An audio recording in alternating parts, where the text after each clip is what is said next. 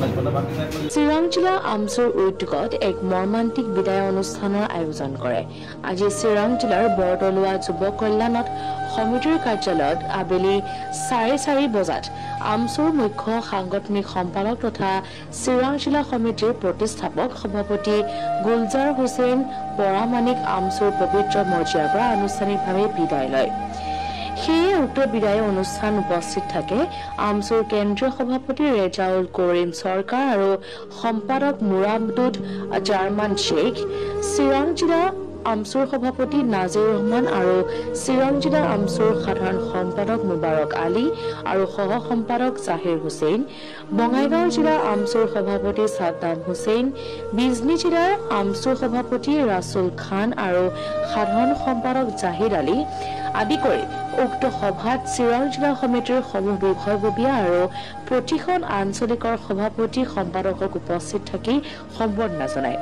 উল্লেখযোগ্য যে গুলজাৰ হুছেইন পৰামানিক চিৰাং জিলা আমচুৰ প্ৰতিষ্ঠাপক সভাপতি 2012 পৰা 2021 চিৰাঙৰ জিলা আমচুৰ বলিষ্ঠ নেতৃত্ব দিছিল আৰু যোৱা মাৰ্চ মাহলৈকে কেন্দ্ৰীয় সমিতিৰ মুখ্য সাংগঠনিক সম্পাদকৰ দায়িত্ব গ্ৰহণ কৰিছিল। আজি আমাৰ আমচুৰ মুখ্য সাংগঠনিক সম্পাদক গুলজাৰ হুছেইন পৰামানিক ডাঙৰীয়া তেওঁ দুদিন আগতেই আচলতে পদত্যাগ কৰিছিলে ব্যক্তিগত কাৰণত, বিশেষ কাৰণত। আৰু যিহেতু ৰমজান মাহ উপলক্ষে আচলতে তেওঁক আমি আনুষ্ঠানিকভাৱে বিদায় দিয়াৰ কোনো ব্যৱস্থা গ্ৰহণ কৰিব নাছিলোঁ। তথাপি চিৰাং জিলা সমিতি, বঙাইগাঁও আৰু বিজনী জিলা সমিতিক আমি নিৰ্দেশনা দিছিলোঁ যে তেওঁক অনুষ্ঠৱিকা হ'লেও এটা বিদায় অনুষ্ঠানৰ আয়োজন কৰিব লাগে। আজি সেই বিদায় অনুষ্ঠান আয়োজন কৰিছিলে আৰু আপোনালোকে জানে যে দীৰ্ঘদিন আপোচবিহীনভাৱে চিৰাং জিলা সমিতি গঠন হোৱা দিনৰ পৰা তেওঁ সভাপতি হৈ কেন্দ্ৰীয় সমিতিৰ মুখ্য সাংগঠনিক সম্পাদক আজি কেইবাবছৰ 2012 চনৰ পৰা নিৰবিচ্ছিন্নভাৱে আপোচবিহীনভাৱে সংখ্যালঘু জনগোষ্ঠীৰ হকে কাম কৰিছে, সংখ্যালঘু জনগোষ্ঠীৰ মাত মাতিছে, আমচুৰ হৈ মাত মাতিছে, অসমৰ ইমূৰৰ পৰা সিমূৰলৈকে দৌৰিছে। আজি আমি সঁচাকৈ মৰ্মাহত আৰু দুখিত। আজি আমি দুখ অনুভৱ কৰিছোঁ যে আমাৰ পৰিয়ালৰ এজন সতীৰ্থ, যদিও ব্যক্তিগত কামত তেখেতে যাব বিচাৰিছে বা তেখেতে বিদায় ল'লে, কিন্তু আমি আচলতে যাব দিবৰ মন আমাৰ নাই। সেইকাৰণে আজি আমাৰ আচলতে আমাৰ আটাইৰে মন ব্যথিত হৈছে। কাৰণ আমাৰ পৰিয়ালৰ এজন সদস্য গুচি যোৱা মানে আচলতে একেলগে আমি কাম কৰাৰ যিটো মানসিকতা, একেলগে কাম কৰাৰ যিটো স্পৃহা, সেইটো ভাঙি যায়। কিন্তু উপায় নাই, এইটো আমি বিধিৰ বিধান। ব্যক্তিগতভাৱে আমি সকলোৱে এদিনাখন এই নিজৰ আসনখনৰ পৰা আমি আঁতৰিব লাগিব আৰু যাব লাগিব। আৰু যাৰ কাৰণে হয়তো গুলজাৰ হুছেইন ডাঙৰীয়া নিজৰ ব্যক্তিগত জীৱনৰ প্ৰতি লক্ষ্য কৰি তেওঁ বিদায় ল'ব বিচাৰিছে। আৰু তেখেতৰ এই যি পদত্যাগ পত্ৰক আমি আনুষ্ঠানিকভাৱে আন্তৰিকতাৰে গ্ৰহণ কৰিছোঁ আৰু আমি নেদেখা জনচনত প্ৰাৰ্থনা জনাইছোঁ। তেওঁ দীৰ্ঘদিন সংগঠনৰ কাৰণে, অসমৰ সংখ্যালঘু জনগণৰ কাৰণে যি ধৰণে ছাৰ্ভিচ দিলে, নিস্বাৰ্থভাৱে সেৱা আগবঢ়ালে, আমি নেদেখা জনচনত প্ৰাৰ্থনা জনাইছোঁ যাতে তেখেতে য'তেই থাকক, যি কাম সামাজিকভাৱেই হওক, ৰাজনৈতিকভাৱে হওক, য'তেই তেওঁ যাওক, য'তেই যি কাম কৰক, যাতে সফল হয়, তাৰ কাৰণে আমি নেদেখা জনক প্ৰাৰ্থনা জনাইছোঁ।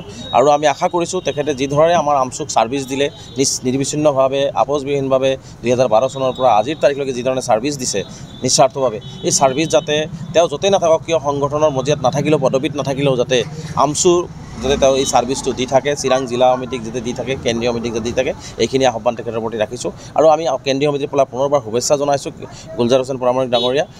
আহিবলগীয়া দিনত তেওঁ য'তেই থাকিব, আমাৰ শুভেচ্ছা থাকিব। আচলতে এইটো সংগঠনৰ এটা নিয়ম। ছাত্ৰ সংগঠনটো আচলতে এটা সময় থাকে য'ত এটা সময়ত সংগঠনটো এৰিবই লাগিব। আচলতে মই য'তে গৈ আছোঁ, হয়তো এইটো নহয় যে মই সামাজিক জীৱনৰ পৰা দূৰত গৈ আছোঁ। মই য'ত যাম তাতে মই সামাজিক যি কাম কৰিব লাগে আচলতে সেই কামখিনি মই কৰিম। আৰু যিহেতু মই এইখন জিলা সমিতিৰ প্ৰতিষ্ঠাপক সভাপতি আছিলোঁ, ইয়াৰ পৰা মই কেন্দ্ৰীয় সমিতিৰ নেতৃত্ব দিলোঁ। দিয়াৰ পিছত এটা দীৰ্ঘদিনীয়া এটা আচলতে যাত্ৰা মোৰ, আৰু দীৰ্ঘদিনীয়া যাত্ৰাৰ পিছত হয়তো আজি মই এই যাত্ৰাটো মই ইয়াতে সমাপ্ত কৰিলোঁ আচলতে। আৰু ইয়াতে যি আমাৰ চিৰাং জিলা সমিতিয়ে আচলতে আৰু বঙাইগাঁও জিলা সমিতি, বিজনী জিলা সমিতিয়ে মোক আচলতে যি বিদায় এটা সম্বৰ্ধনা জনালে, তাৰ কাৰণে মই তিনিখন জিলা সমিতিক মই আচলতে মোৰ নিজৰ ফালৰ পৰা আন্তৰিক অভিনন্দন জ্ঞাপন কৰিছোঁ, ধন্যবাদ জনাইছোঁ। আৰু ইয়াত বিশেষকৈ উপস্থিত হোৱা আমাৰ কেন্দ্ৰীয় সমিতিৰ সভাপতি ডাঙৰীয়াও এইখন অনুষ্ঠানত উপস্থিত থাকে। আৰু মই য'তেই নাথাকোঁ কিয় আচলতে মই এই সংখ্যালঘু সমস্যা য'ত থাকিব সেই সমস্যা সমাধানৰ ক্ষেত্ৰত মই আচলতে কাম কৰিম। আৰু এইটো নহয় যে মই আমচুৰ পৰা দূৰত যোৱাৰ কাৰণে যে মই আমচুৰ কোনো কাৰ্যসূচীত মই সহায় নকৰোঁ। মই ডাইৰেক্টলি ইনডাইৰেক্টলি যিখিনি পাৰোঁ মই আন্তৰিকভাৱে মই সহায় কৰিম। আৰু মই আগন্তুক দিনত যি নৱপ্ৰজন্মসকল আছে সেই নৱপ্ৰজন্মসকলক এটা মই এইটোৱে আহ্বান জনাম যে আচলতে এই সংগঠনটো শক্তিশালী কৰি আগন্তুক দিনত যে জাতীয় সমস্যাবিলাক সমাধান কৰি লৈ যায় তাৰ কাৰণে প্ৰতিখন যি আমচুৰ কৰ্মীসকল আছে সৈনিকসকল আছে সেই সৈনিকসকল যাতে আগবঢ়াই লৈ যায় মই আচলতে এইখিনি ক'ব বিচাৰিছোঁ।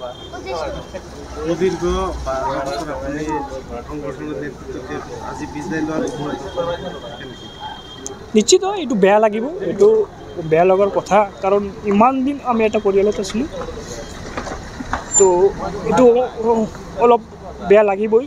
ইয়াতে যিহেতু আমি যদিও ব্লাড ৰিলেশ্যন নহয়, আচলতে এইটো নহয় যে কোনো আমাৰ ব্লাড ৰিলেশ্যন, কিন্তু সংগঠন কৰাৰ পিছত সকলোৰে লগত এটা আন্তৰিকতা আহি যায়, ভাতৃত্বভাৱ আহি যায়।